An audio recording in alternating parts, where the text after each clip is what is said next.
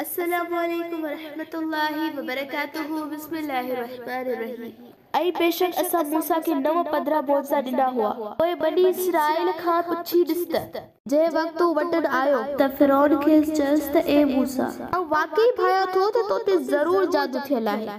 मूसा चयो त ए फिरौन तू चङी तरह ॼाणे चुको आहीं त उहे निशान जेके बिल्कुल वाज़े ऐं ज़ाहिरी दलील आहिनि से आसमान ऐं ज़मीन जे रब खां सवाइ ॿिए कंहिं बि नाज़िल न कयूं आहिनि। ऐं ए फिरौन मूंखे पक आहे त तू जरूर नास थी वेंदे। पोइ हुन यानी फिरौन इरादो कयो त उन्हनि यानी मूसा ऐं बनी इसराइल खे ज़मीन मां लोथे कढे। तंहिं करे असां उन यानी फिरौन खे ऐं जेके बि साणस हुआ तिन खे गर्क कयो। ऐं उन खां पोइ बनी इसराइल खे चयोसीं त हाणे तव्हां फलस्तीन जी ज़मीन में आबाद थियो। पोइ जॾहिं आख़िरत जे वक़्त जो वाइदो ईंदो तॾहिं अवां सभिनी खे लपेटे या समेटे ऐं वेढ़े सेढ़े हिक जगह ते गॾु करे हाज़िर कंदासीं। ऐं असां हिन क़ुरान खे बरहक नाज़िल कयो आहे ऐं उहो हक़ सां ई लथो आहे। ऐं ए पैगंबर असां तोखे को ईमान वारनि लाइ खुशखबरी ॾींदड़ ऐं मुनकरनि लाइ ख़बरदार कंदड़ करे मोकिलियो आहे। ऐं असां हिन क़ुरान खे जुदा जुदा यानी हिस्सनि आयतुनि ऐं सूरतुनि में इन्हे करे नाज़िल कयो आहे त तू माण्हुनि खे आहिस्ते आहिस्ते यानी रखी रखी पढ़ी ॿुधाए। ऐं असां उन खे मौके जे मुनासिबत सां बि थोरो थोरो करे नाज़िल कयो आहे।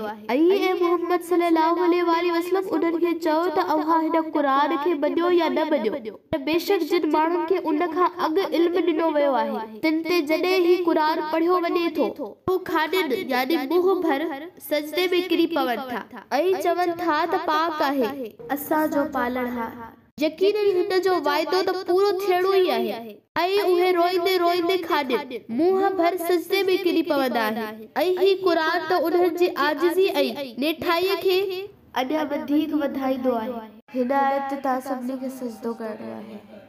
ए पैगंबर सल्लल्लाहु अलैहि वसल्लम खे चयो त अल्लाह चई पुकारियो या रहमान चई पुकारियो जे नाले सां खेसि पुकारींदो त उन्हीअ जा सभु नाला सुहिणा आहिनि। ऐं पंहिंजी निमाज़ में क़ुरान न ॾाढाई आवाज़ सां पढ़ो ऐं न तमामु होरिया या सफ़ा आहिस्ते पर उन्हनि ॿिन्ही जे विच वारी राह इख्तियार कर। ऐं ए मोहम्मद सल्लल्लाहु अलैहि वसल्लम चयो त सभु हम्द यानी सना ऐं शुक्र उन अल्लाह लाइ ई आहे जंहिं न कंहिंखे पुट करे वरितो आहे न वरी संदसि बादशाही में को साणस शरीक आहे ऐं न वरी हू को हीणो आहे जो उन जो को मददगार ऐं हामी हुजे। बस तू संदसि किबरियाई ऐं वॾाईअ खे बयान कंदो रह, खूब बयान कंदो रह।